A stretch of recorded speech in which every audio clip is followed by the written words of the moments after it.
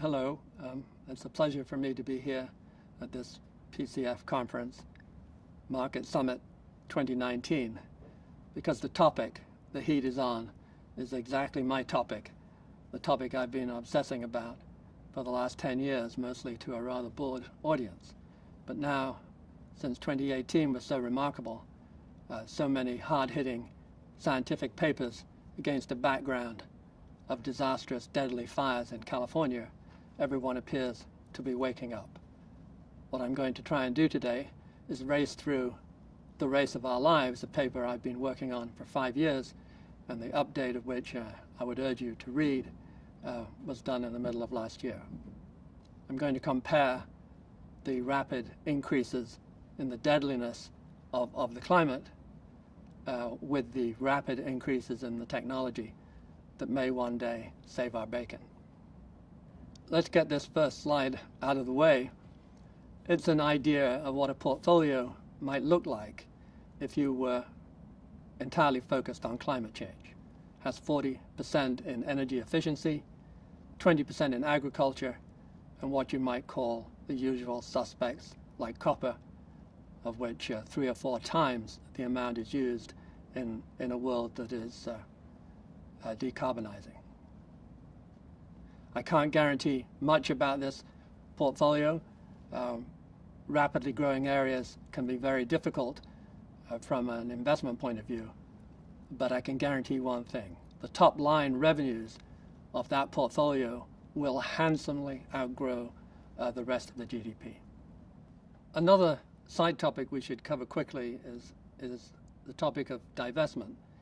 It's been generally held in the US by investment committees that you can't divest of anything without ruining your performance forever. And finally, much too late, we got around to testing it. What we did is we took out each of 10 major groups of the market and ran with the remaining 90% for 30 years and then 60 years and 90 years. And what we found is it didn't make any difference. In the first period, doing without oil, for example, actually gained you 3 or 4 basis points, and since 1925 it cost you 4 or 5. And the same for all the other groups.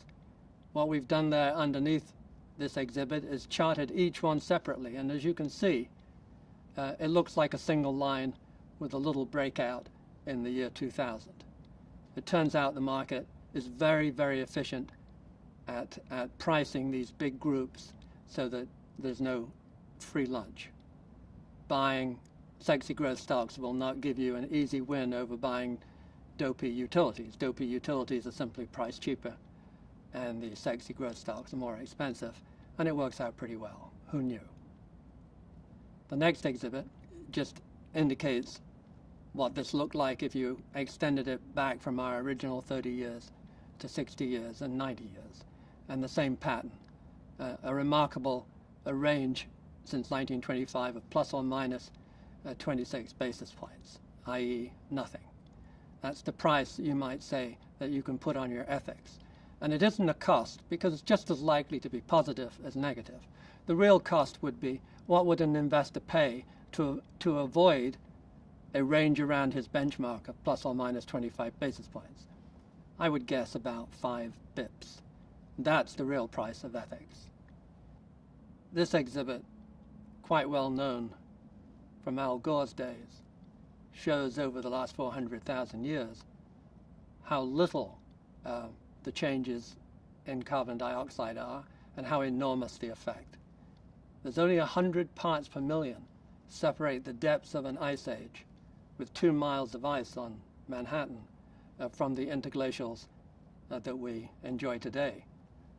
And there we were in 1950, sitting on the typical range of 280 parts per million as the other interglacials did. And then we went ballistic with the bursting of coal and oil, and in the space of 70 years since World War II, we doubled the range. It's now twice the range that separates an ice age from an interglacial. And I guarantee you, we will triple that before this game is over. Everything is not just getting worse, but it's getting worse at an accelerating rate. And the scientists had a great deal of difficulty spitting this out until last year. Last year was the year that scientists got some heart and courage, I think egged on by the direct attacks from the current administration in the US. What this exhibit shows is that the air was warming very, very slowly, 0.007 degrees centigrade per year, and in the second half of the century, it accelerated to more than twice that. And between the two latest El Niños, to over 3 times. This is actually a very interesting exhibit that graphs in color, dark blue being below average, dark red being above average, done from the Met Office in the UK. As you can see, it's a simple and dramatic demonstration that the denialists are not based on anything approaching facts. The same is true in the water. The water absorbs 93% of all the heat, and the solid black line on this exhibit shows you the temperature change in the first 2,000 meters of the ocean, and from 1950 to 90 it went up at 37 units of heat per year, and then in the last handful of decades it nearly tripled. And this should scare you. It scares me. This is one of the great glaciers, taken from exactly the same spot. You get the point. US downpours, whether it's an inch a day, 3 inches a day, 5 inches a day, have a steady uptrend. It's the most dependable feature of climate change, is that there's more water vapor in the air, about 5%. And the most dependable feature of that is an increase in the heavy downpours.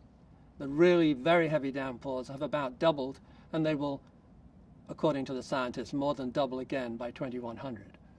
And this is just a review of the damage done here, there, and everywhere. And Australia should know about this. You are on the front line of damage. In 100 years, business as usual, you will have a barely inhabitable subcontinent. Racing to the rescue, however, is technology. And these are the costs of wind and solar at the utility scale. A dramatic decline which have overtaken the price of coal. And now you can, in America, in the better states, build a solar or wind farm that is cheaper than if you are given a coal plant and merely have to operate it. Cheaper than the marginal cost of operating. And wind has been dramatic. Wind has gone, in just a handful of years, from relative toys at 2 megawatt towers, which look huge as you drive past them in Holland. But the ones on the market today from GE are 12 megawatt, almost as tall as the Eiffel Tower. And the power of a wind tower goes up by the surface area swept, so that a 20-foot blade doesn't deliver twice a 10-foot blade, but 4 times. And the higher you go, the stronger the wind, and the power of wind goes up at the cube of the winds. And that's why hurricanes of 140 miles an hour are so much more deadly than 120. It's not the 17% you might guess, but it's more like 40 to 50%. Same with battery storage, always held to be the thing that was holding everything up. Yet Tesla, in 2010, had to charge $1,000 a megawatt hour. And this year, the chart says 165 for last year, probably more like 150. And just simple engineering of the current generation should halve that cost in 5 or 6 years. And when the new solid-state lithium-ion batteries come out, which they will, are already in testing, happy to say the Grantham Foundation has an investment in the leader, and that will halve again. Half the volume, half the weight, charge in 10 or 15 minutes, and use half the resources. The trouble is, with all this dynamic progress, the grip of fossil fuel is so profound that even given the progress in 2050, it will still be more than half of energy used will be fossil fuels. And that being the case, it guarantees that this will be the case, that emissions continue to rise until the day that fossil fuels reach zero. Even as they peak out, the total in the air will continue to rise, with fairly dire consequences. The 2 degrees that we would love to avoid is pretty well certain, in my opinion, and about 2050 it should arise, with a bit of luck, 2060 if we shape up a bit. We will be scratching and clawing to keep this below 3 degrees centigrade. And some of the recent reports that came out late last year, a very defining year, 2018, made it clear that you're not safe at 1.5 degrees. And at 2 degrees, plenty of things can get out of control and become self-sustaining. And at 3 degrees, so much more. And at 4 degrees, even eastern Antarctic will start to melt. And that is as much as 60 feet eventually of ocean level rise. The cost of all this transformation will, of course, be gigantic, enormous investment opportunities. Not all will make money, not all will be easy. When you have an explosive growth, investing is always tricky. But the top lines will be impressive, and the opportunities for people who know more will be equally impressive. This is my favorite idea of what cars will look like. We've invested in this vehicle. It's a three-wheeler with a carbon fiber shell, entirely electric, of course, and has the lowest drag effect of any vehicle on the road, including a motorbike, and will have speed that will make Tesla envious. Even airplanes will soon be available. This is one prototype that's getting very close to the market. 60% of its weight is a battery, but it can still manage 600 miles with 2 pilots and 9 passengers. Just imagine halving the weight of that battery, saving 30% by weight, and you've suddenly got 19 passengers or 900 miles. Take off at night, at 30% of the maintenance, and 30% of the running costs. Electric, everything will be the future. And finally, my nice Tesla Model 3 that arrived in November goes like a rocket ship, the first car in 60 years of driving that was really entertaining. There is one thing I should make clear to this audience, and that is how unusual Australia is, together with the US, Canada, and to some extent the UK, on its attitude to climate change. These 4 English-speaking, somewhat oily economies differ from the rest of the world, all of whom, in China, India, Bangladesh, believe that climate change is there, it's man-made, and it's a very serious threat. But in these 4 countries, where the power, political and otherwise, of the fossil fuel industry is so great, a denialist industry, if you will, has been created. People who will get on television and in the press and argue incessantly that it's all the dream of scientists desperate for grant money, about as ridiculous as anything you could imagine when you look at the miserable returns available to scientists compared to the ineffable amounts of profits that are at risk in the fossil fuel industry. It's so easy to understand why they would fight tooth and nail to have created an effective denialist industry, which they have done. Thank you.